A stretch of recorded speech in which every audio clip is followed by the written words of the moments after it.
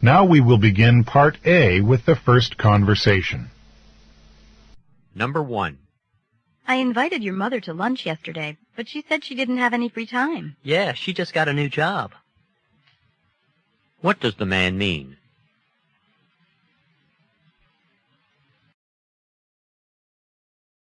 Number 2. The sound of all that traffic is driving me out of my mind. It is bad, but the highway will reopen tomorrow. Then we won't have all those cars passing by anymore. What does the woman imply?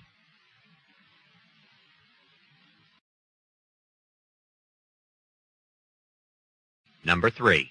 I don't understand why I received such a low grade on my term paper. You should make an appointment with the professor to discuss it. What does the woman suggest the man do?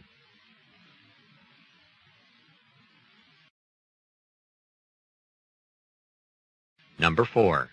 I'm going to the vegetable stand today. Can I pick up anything for you? No, thanks. I just came back from the market myself. What does the woman mean?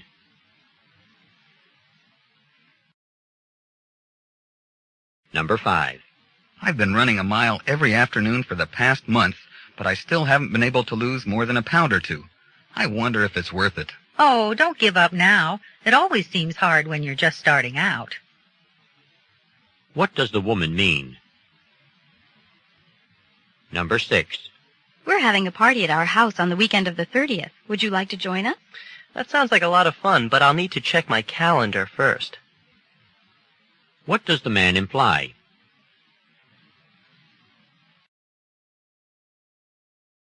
Number 7. Just one person in the whole class got an A on the test. You. All right. What does the woman mean?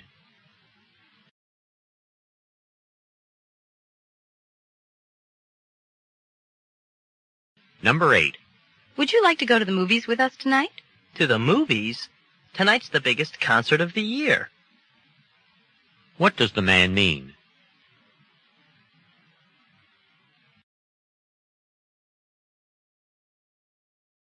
Number 9.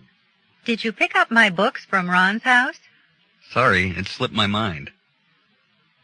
What does the man mean?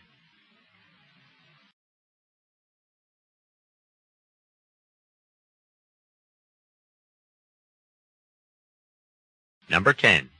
Could you lend me your biology notes? Do you think you'll be able to make out my handwriting? What does the woman imply about the notes?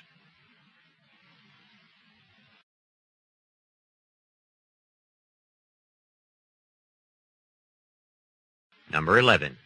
I just saw an ad on television that said men's suits were on sale today and tomorrow at Conrad's Menswear. Great. That's just what I've been waiting for. What will the man probably do? Number 12.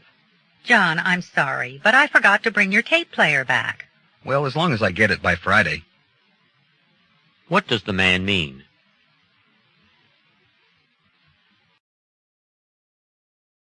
Number 13.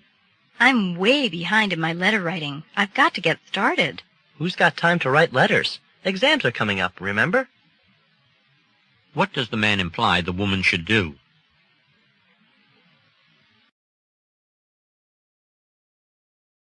Number 14.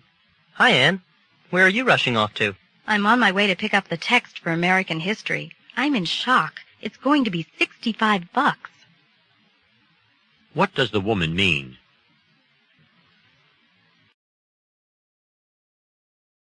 Number 15. Is Louise going to join us for a short break? Yes, if she can tear herself away from her studies. What does the woman imply about Louise?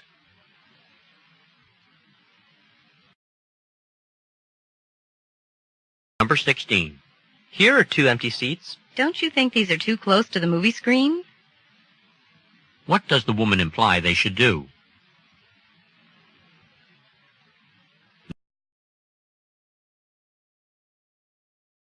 Number 17.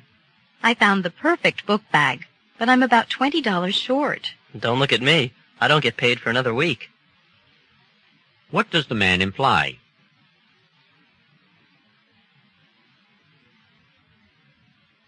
Number 18. I'm bored with the same food all the time. Let's try something different Saturday night. How about an Italian place? What does the man suggest they do?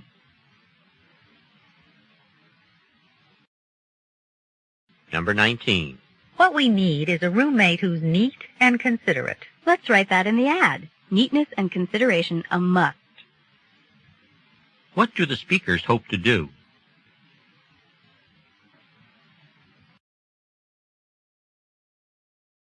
Number 20. These watches are outrageously expensive. You think they're bad? You should see the ones in the jewelry store. What does the woman imply?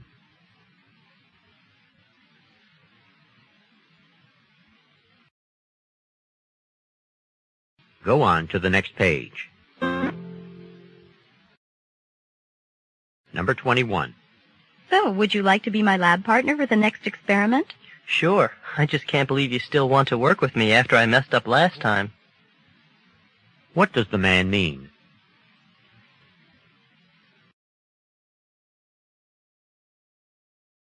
Number 22. Which game do you think is more difficult to learn, chess or bridge? They're like apples and oranges. What does the man mean?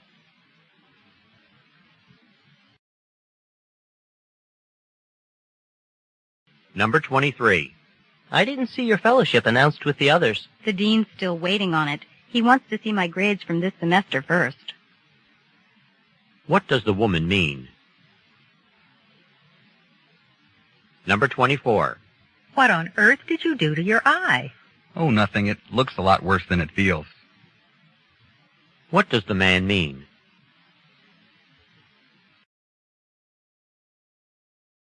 Number 25. I've decided to apply to grad school in engineering for next year. More school? I'm going into business for myself. What does the man plan to do?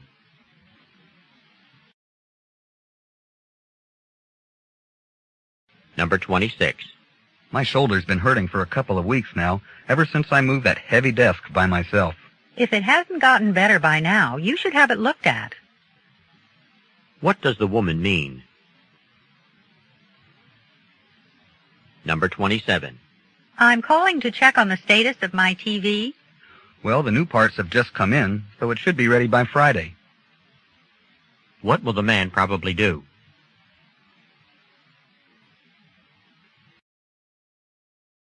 Number 28. I didn't know you played the clarinet. You really sounded good. Oh, could you hear me? I was practicing because, well, band tryouts are next week. What does the man imply?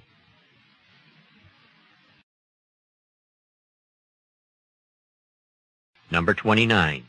Dan's talking about getting a cat from one of his relatives. Yeah, I hear his apartment building is about to lift the ban on pets. What does the woman mean?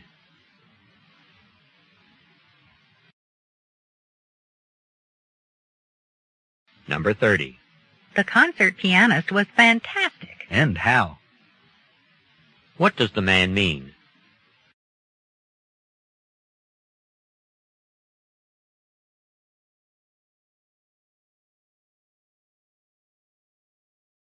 This is the end of Part A.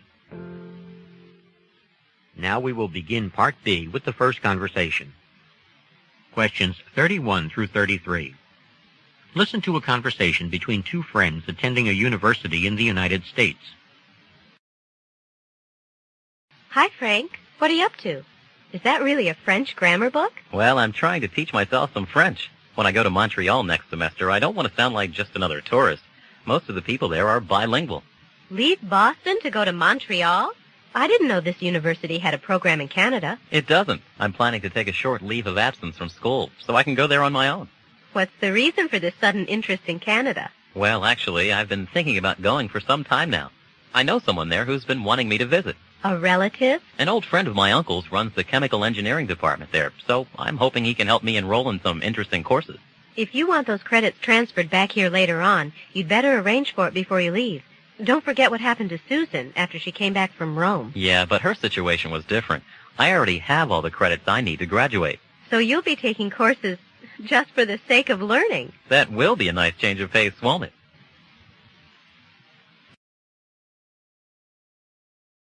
Number 31. What was Frank doing at the beginning of the conversation?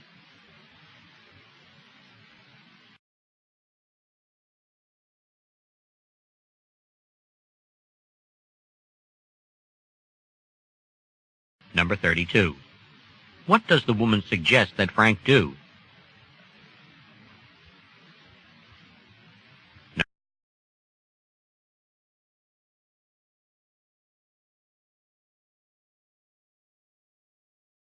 Number 33. What does Frank say about his academic status?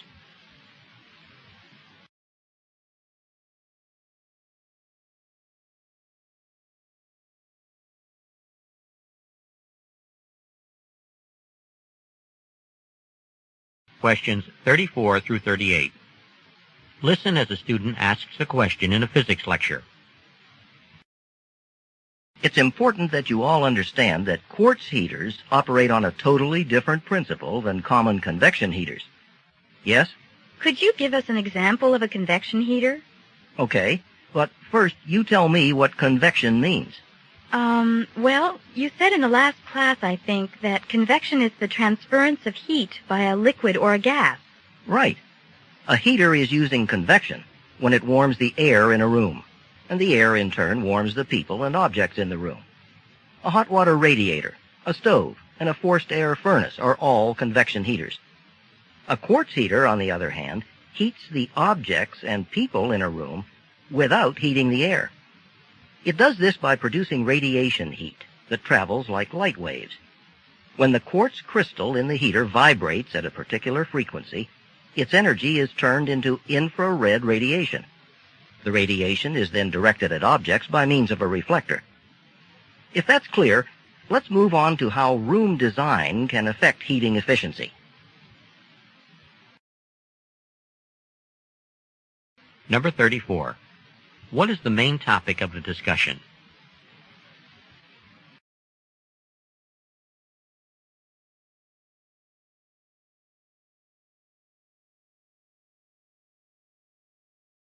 Number 35. What had the instructor probably been discussing in the previous class?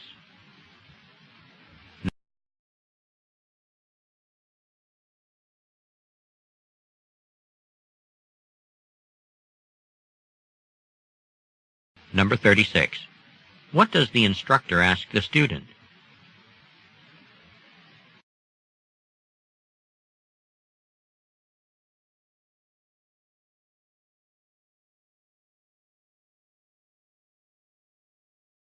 Number 37. According to the instructor, how is the quartz heater different from other types of heaters?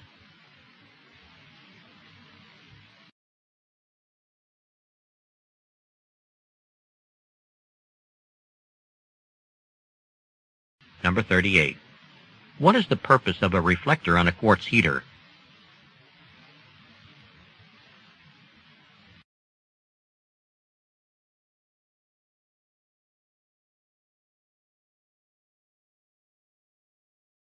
This is the end of Part B. Now we will begin Part C with the first talk. Questions 39 through 42. Listen to a university official talk about a job placement office. As a result of rising university costs, many students are finding it necessary to take on part-time jobs. To make finding those jobs easier, the Placement Service has put together a listing of what's available locally. For some students, these part-time jobs could lead to full-time work after graduation, as they may offer experience in their own field, be that finance, marketing, or even management. For example, National Savings Bank offers work on a half-time basis. That's 20 hours a week. Retail stores and restaurants have positions requiring fewer hours. Even less time is expected of those providing child care. We have a number of families registered with us who are looking for babysitters for as few as 4 hours a week. For students who prefer outdoor work, there are seasonal positions right on campus, working with the gardening and landscaping teams. These often require the most time and are the least flexible in terms of scheduling.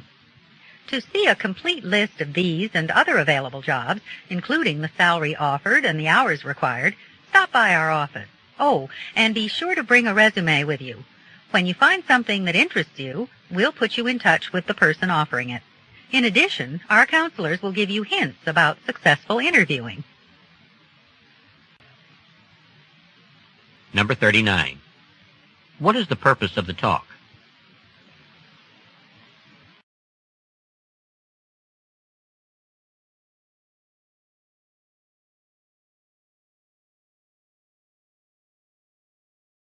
Number 40.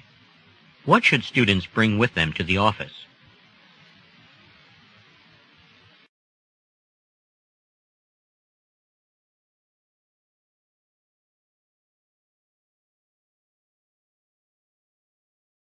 Number 41.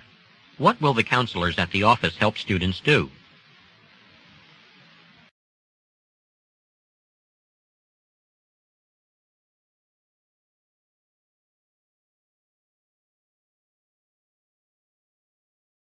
Number 42.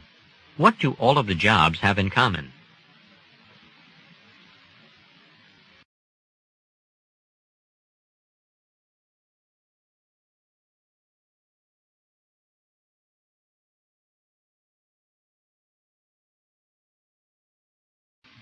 Questions 43 through 46. Listen to a professor talking about United States art history. In this century, photographs have been really important for teaching art history. I'll show you what I mean in a moment with some photographs taken by Peter and Paul Julie. The work of these two photographers has been a very useful source for studying the art produced in the United States from 1896 to the present. Peter and Paul Julie were not artists, but they were a regular part of the New York art scene. They took over 100,000 photographs, which document the lives and work of thousands of artists. Peter Julie is known as a pioneer in this field of art photography. Georgia O'Keeffe and other famous artists sought him out to take pictures of their work. His specialty was photographing paintings. His son, Paul, photographed sculptures. Some of their most important photos are the ones of works of art that have since been destroyed. One example is a photo that we'll look at today. Would someone get the lights, please? Thanks. This slide is from a photograph of a painting by Edward Hopper called Corn Belt City. The painting was exhibited only 2 or 3 times before it was destroyed in a fire. Without the Julie photograph, no visual record of the work would exist. Although the Julies mostly photographed the work of painters and sculptors, they also occasionally photographed architectural subjects. They did quite a few photos of buildings by John Russell Pope, and we're going to look at one of those next.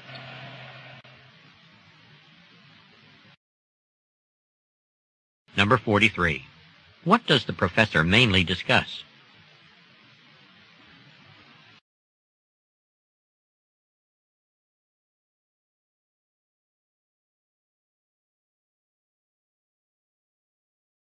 Number 44.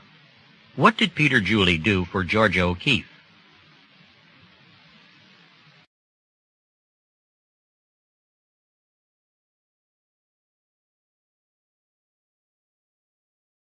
Number 45. According to the professor, what was the specialty of Peter Julie's son, Paul?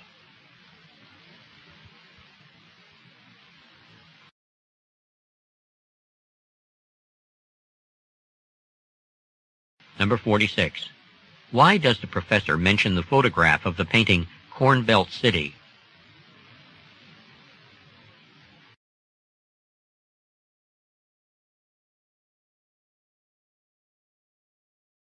Questions 47 through 50. Listen to part of a radio report about a scientific advance. Did you know that vegetables can be tricked into growing in climates they're not accustomed to? Cool climate vegetables, like asparagus, are now able to be grown in places as hot as Hawaii. In Hawaii, marine engineers have been able to actually convince such vegetables that they're living in cooler climates. That way, they grow faster and taste better. What these engineers have been using is very simply cold seawater. How do they use it? They place pipes in the soil, and the cold water flowing through them cools the earth. This stimulates plant growth and enables gardeners in tropical climates to grow crops from cooler climates. Also, some of these pipes are exposed to the air, and they condense moisture and thus irrigate the gardens. What is especially appealing about this process is that nothing damaging to the natural environment is being used. Another innovative use for cold ocean water is to cool buildings. Engineers believe that, for example, the entire west coast of the United States could be air-conditioned using seawater. We'll be back to discuss that possibility after this commercial message.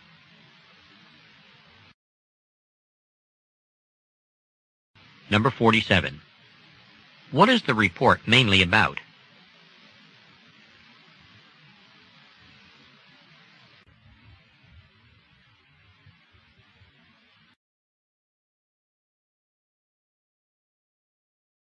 Number 48. What does the new system enable farmers to do?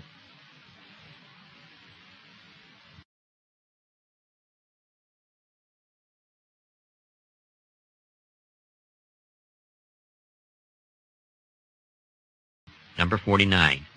How were the pipes used in Hawaii?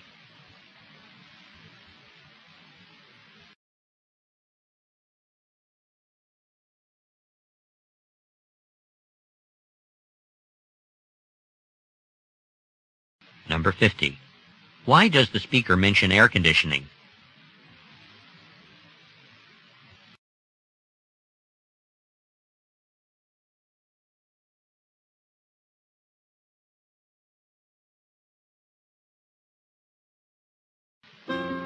This is the end of Section 1, Listening Comprehension. Stop work on Section 1. This is a reminder. At the end of the test, the supervisor will collect all of the test books. You may not leave until all of the test books have been collected.